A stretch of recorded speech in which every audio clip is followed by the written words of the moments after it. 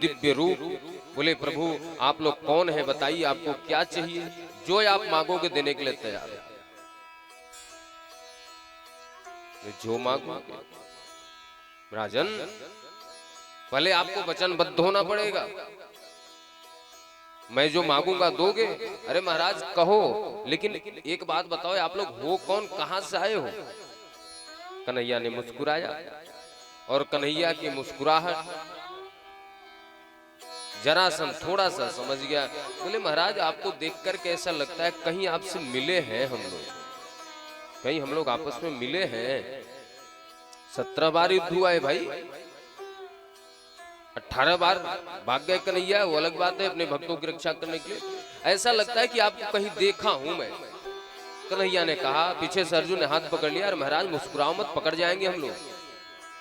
कन्हैया ने कहा हम लोग ऋषि मुनि, कहीं बद्रीनाथ तो कहीं केदारनाथ। अरे कहीं भेंट हो गया होगा महाराज, क्या चाहिए बताइए आप। बोले पहले वचनबद्ध होइए, जो मैं मांगूंगा दोगे। हाँ मैं वचनबद्ध हूं, दूंगा आपको, लेकिन आप अपना परिचय बताएं, आप कौन हैं। क्योंकि मैं ब्राह्मणों की सेवा करता हूं, ब्राह्मणों को मना नहीं कर सकता। अरे इन्हीं ब्राह्मणों के कारण ही तो मैंने हराया कृष्ण को। ये नहीं बताया कि 17 बार हारा, केवल एक बार जो जीता है उसका गुणगान करता है। भगवान गोविंद ने कहा, युद्धम देहि राजेंद्र द्वंद्वसो यदि मन्यसे, युद्धार्थिनो भयं प्राप्ता राजन्यान्यकांक्षिण। अरे राजा ये सोचते हो कि हम लोग भीख मांगने वाले ब्राह्मण हैं? नहीं, ये देना चाहते हो तो वचन यह दो कि आप मुझसे युद्ध करोगे। अरे बाप रे, युद्ध मांगने वाला ब्राह्मण तो नहीं हो सकता। अरे महाराज आप हो कौन, अपना परिचय बताएं। युद्ध मांगने वाले आप ब्राह्मण तो नहीं हो सकते। कन्हैया ने मुस्कुराया, कहते परिचय भी जानना चाहते हो तो परिचय सुनो। असौ ब्रिकोदरः पार्थस्तस्य भ्राता जुनो हयम्, अनयोरुमातुलेयं मां कृष्णं जानहि ते रिपुम्। ये दुबले पतले अर्जुन है और बड़े पेट वाले भीम है, और मैं तुम्हारा पुराना शत्रु, इनके मामा का पुत्र कृष्ण। अंदर से तो डर गया, बाप रे फिर आ गया। किसी प्रकार एक बार विजय प्राप्त किया था, ये तो फिर आ गया। लेकिन मुस्कुराया, कपट भरी मुस्कुराहट। तुमसे लड़ाई, तुमसे युद्ध, जो रण छोड़ करके भाग जाए, दैत्यराज दैत्य वंश के सूर्य जरासंध रण छोड़ से युद्ध करेंगे ना, कदापि नहीं। भगवान ने कहा 17 बार हारा, वो नहीं बता रहा। और ये दुबला पतला बेचारा अर्जुन, एक मुक्के का काम है। हाँ मेरे बराबर के भीम दादा, भीम दादा तो फूल करके चौड़े हो गए। कन्हैया से नहीं कहा, अर्जुन से नहीं कहा, इसका मतलब मेरे अंदर बल है, मैं बलवान हूं। कन्हैया बोले अभी पता चलेगा। सुबह हुआ, युद्ध प्रारंभ हुआ, सुबह से लेके शाम तक युद्ध हुआ। भीम दादा ने दोनों टांगों को पकड़ करके बीच से फाड़ करके फेंक दिया, वो फिर से जुड़ गए आपस में। उठा करके पटक देते हैं, चकनाचूर हो जाता है, फिर से जुड़ जाता है। रात के 12 बजे गोविंद के पास आए, बोले दादा भाग चलो। अरे बोले क्या हुआ, आप बलवान हो महाराज? अरे बोले बलवान, हालत खराब हो रखी, सुबह से शाम तक मरता नहीं हो, चीर दिया फाड़ दिया, मरता ही नहीं महाराज, भाग चलो। बोले दादा लड़ते समय थोड़ा मेरी तरफ देख लिया करो। दूसरे दिन दुआ, लेकिन अभी भी थोड़ा बल का अभिमान है। कभी कभी कृष्ण की तरफ देखते हैं, पूरा दिन दुआ नहीं मरा। फिर रात में आए 12 बजे, अब तो भाग चलो कन्हैया, हार मान लेते हैं। अप बल तप बल बाहुबल सोन रे सके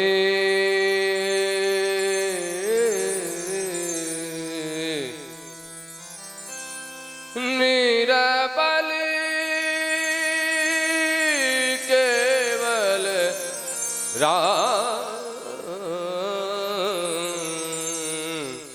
सोन सके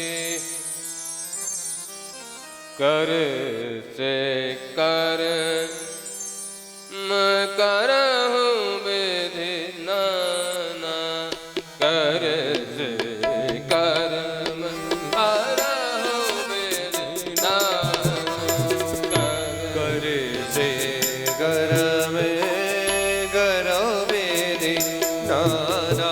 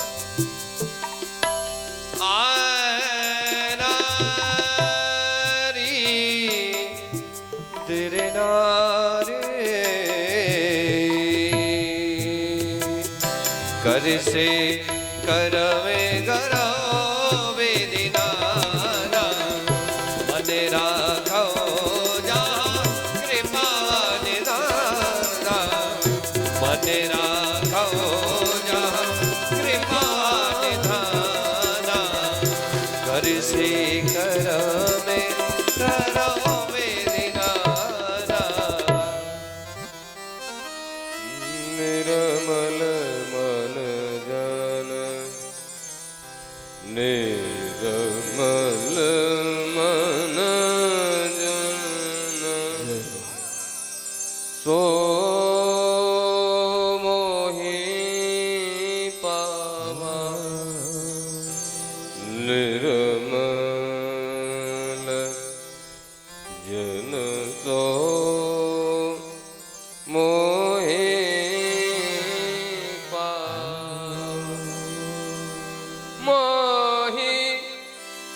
कपट चल चित्रन भावा मोहि कपट चल चित्रेण भावा निर्मल मन जन सो मोहि पावा निर्मल मन जन सो मोहि पावा निर्मल मन जन सो मोहि पावा मोहे कपट छल चित्रन भावा भावा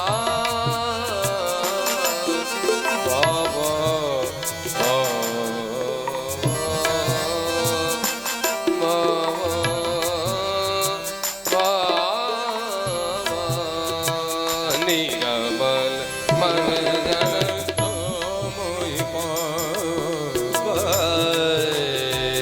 मोहे कपट छल छिद्र नवा मोहे कपट छल छिद्र नवा निर्मल मन जन सोहे पावा।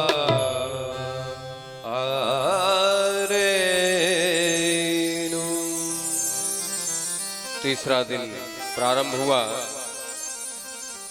भीम दादा लड़ाई तो कर रहे जरासंध से, लेकिन देख रहे कन्हैया की तरफ।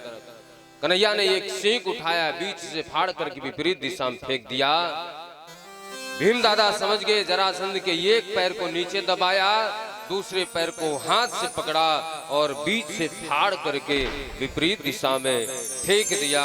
जरासंध का कल्याण हो गया। बोलो मां के बिहारी लाल की।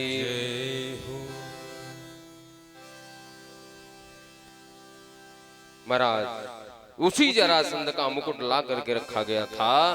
राजा परीक्षित वही मुकुट पहन करके गए थे, क्योंकि बेईमानी का था, छल का था, इसलिए कलयुग उसमें प्रवेश कर गया।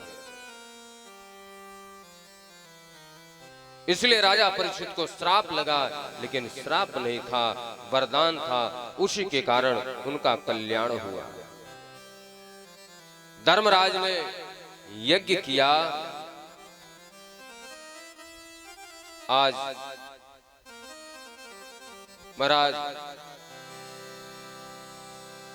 सारे सभासद बैठे हुए हैं। उस यज्ञ में चर्चा हुई किसकी पूजा की जाए। भगवान गोविंद का नाम सबने लिया। शिषपाल खड़ा हुआ, गाली देने लगा। 1 गाली, 2 गाली, 50 गाली, 80 गाली, 90 गाली, 95 गाली, 98 गाली, 99 गाली, 100 गाली। जैसे ही 101 गाली हुई तो प्रभु ने अपने चक्र सुदर्शन से उसका उद्धार कर दिया। सबको अलग अलग कार्य दिया गया। भीम दादा भंडारी बन गए। दुर्योधन और कर्ण को उपहार देकर के लोगों का सम्मान करने का, दान देने का कार्य दिया गया। कन्हैया से कहा गया, प्रभु आप तो पूजनीय हैं, आप तो ऊंचा आसन ग्रहण कीजिए, आप बैठिए। कन्हैया ने कहा, यज्ञ में मैं भी सेवा लूंगा। कन्हैया से पूछा गया, आपकी क्या सेवा रहेगी? तो कन्हैया ने कहा, विपद प्रसादा धरणी धरो हम, विप्रद प्रसादा कमला वरो हम। कन्हैया ने चरण धोने का सेवा लिया। ऋषि मुनि अतिथि आते हैं, चरण धोते हैं, अपने पटका से चरण उनका पोंछते हैं। पधारो साहब अंदर बैठो। सेवा करना छोटा नहीं कहलाता, सेवा ही परमो धर्म। घर में हो, माँ बाप का पैर दबाने में, सेवा करने में बच्चे छोटे नहीं हो जाते। सास ससुर की सेवा करने में बहू छोटी नहीं हो जाती। या राह चलते किसी को तकलीफ है, उसका यदि आपने पैर दबा दिया, उसको थोड़ी सी सुकून दे दिया, तो उसमें आप छोटे नहीं हो जाओगे। हमारे ब्रज में यात्रा चलती है, हम लोग शूद्रों के भी पैर दबाते हैं, उनके पैर पे मलहम पट्टी करते हैं, दवा उनको देते हैं। क्यों? क्योंकि सेवा ही परमो धर्म। सबसे बड़ा धर्म सेवा है। यदि किसी को सेवा की जरूरत है और आपसे अपेक्षा करके उसने कहा और आपने मना कर दिया, तो आप भगवान की भक्ति नहीं कर सकते। जो अपने आप को छोटा समझेगा, अपने आप को छोटा मानेगा, दूसरे की सेवा करना चाहेगा, वही बड़ा कहलाएगा, वही भगवान की भक्ति कर सकता है। और यदि भक्ति का थोड़ा भी रास्ता चाहिए, पथ चाहिए, तो अपने आप को छोटा समझना आज से ही सीख लो। लेश मात्र का भी अहंकार न रहे। कोई कार्य आपसे कहा गया, मान लो एक उदाहरण लेते हैं, प्रांगण में आप बैठे हुए हैं, अच्छे खासे महंगे कपड़े पहन करके बैठे हुए हैं, पता चला किसी ने कह दिया कि भैया थोड़ा सा झाड़ू मार दो, झाड़ू लगा दो, सोहनी सेवा कर दो। अब आप सोचोगे मैं तो अच्छे घर से हूं, अच्छे खासे कपड़े पहन रखे हैं, झाड़ू लगाऊं? अरे छोटापन महसूस होगा। जिसके मन का यह भाव है, उससे बड़ा छोटा, उससे बड़ा नीच तो कोई है ही नहीं, उससे बड़ा कोई मूर्ख तो है ही नहीं जो अपनी अहंकार के कारण दूसरे की बात को मना कर दे। ऐसा नहीं कि मुझे बुजुर्ग कहे तभी मैं सेवा करूंगा। यदि किसी बच्चे को सेवा की जरूरत है तो उसका पैर दबाने में कोई अपमान नहीं है, उसमें कोई छोटापन महसूस नहीं होना चाहिए। यदि बाप को बच्चे की सेवा करने पड़े तो उसमें कोई दिक्कत नहीं, या बच्चे को बाप की सेवा करना पड़े तो उसमें कोई दिक्कत नहीं होनी चाहिए। भक्ति का मतलब कि मैं सबसे छोटा हूं, मुझसे सबसे बड़ा है। तृणादपि सुनीचेन तरोरेव सहिष्णुना अमानी न मानि देन सदा हर कीर्तन। अपने आप को तृण से छोटा समझ लोगे तभी भक्ति कर पाओगे। तृण छोटा सा तिनका, अर्थात अपने आप को सिर्फ यह मानो कि भगवान का भेजा हुआ एक नौकर हूं, ड्यूटी करने के लिए आया हूं, ड्यूटी करके अपने मालिक के पास जाना है, यहाँ पे मेरा कोई नहीं है। मैं हूँ श्री भगवान का, मेरे श्री भगवान, यह अनुभव करते चलो, तजे ममता अभिमान। मैं भगवान का हूं, मेरा भगवान है। और जिसके मन में यह भाव आएगा उसको न भूख लगेगी, न प्यास लगेगा, न दुख होगा, न सुख होगा, न छोटा समझ में आएगा, न बड़ा समझ में आएगा। उसको सिर्फ यह समझ में आएगा कि मैं भगवान का एक सेवक हूँ, भगवान का एक दास हूँ, ड्यूटी करने के लिए आया हूँ, फिर अपने परमपिता परमेश्वर के पास जाना है। कृष्णासित सखा कश्चिद ब्राह्मणो ब्रह्मवेत्तम विरक्त इंद्रियार्थेषु प्रशांतात्मा जितेंद्रिय। भगवान गोविंद के सखा हैं सुदामा जी, ऐसे ही भक्त हैं, किसी के दरवाजे मांगने नहीं जाते। मैं क्यों जाऊं मांगने? कोई कहता है आपके कन्हैया से कहें किसी के दरवाजे नहीं जाते, कन्हैया के दरवाजे जा सकते, कन्हैया के पास चले जाओ। कहते मैं कन्हैया से भी मांगने नहीं जाऊंगा। महाराज 5 दिन से आज घर में कुछ बना नहीं है, परम विरक्त है, शांत चित्त होकर के भजन करते हैं। उनकी पत्नी थोड़ी दुखी है, आकर के सामने खड़ी हो गई। सुदामा जी कहते हैं देवी सुशीला आप क्यों दुखी हो? बोले प्रभु आप तो भजन में मगन हो, आपको तो पता ही नहीं, घर में 5 दिन से कुछ बना नहीं है, खाने के लिए एक चावल का दाना नहीं है।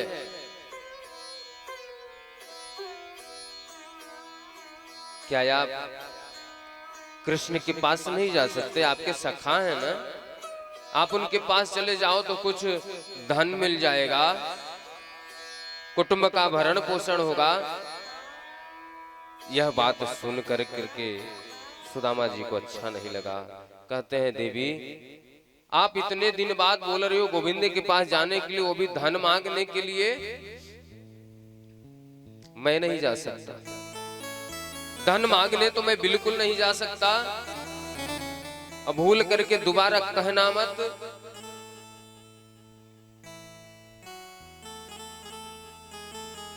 महाराज, मैया कहते हैं प्रभु आप धन मांगने नहीं जा सकते तो क्या दर्शन करने भी नहीं जा सकते उनका? सुदामा जी दरिद्र नहीं है, उनकी पत्नी को दरिद्रा सीद माना साभिवेप माना अभिगम्य च, उनकी पत्नी को दरिद्र कहा गया। क्यों? क्योंकि वह धन चाहती हैं, लेकिन सुदामा जी को दरिद्र नहीं कहा गया।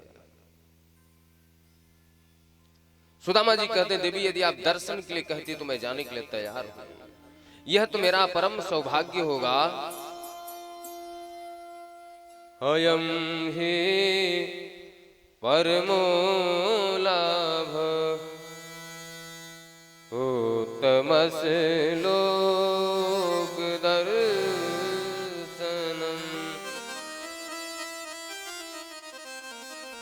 मुझे दुख नहीं है, मैं दर्शन के लिए जा सकता हूं। विपदो नैव विपुदः संपदो नैव संपदः विपद विस्मरणं विष्णो संपदो नारायण स्मृति। कोई दुख सुख नहीं है। सबसे बड़ा दुख तो यह है कि गोविंद को भूल जाओ, और सबसे बड़ा सुख यह है कि गोविंद याद आ जाए। गोविंद के पास जाऊंगा, कुछ मेरे लाला के लिए हो तो दे दो, ले जाऊंगा उनके। घर में तो है नहीं, 4-5 घर से मैया 4-5 मुट्ठी चावल मांग के लाती हैं, एक पोटली में बांध करके फटे चिथड़े कपड़े में बांध करके देती।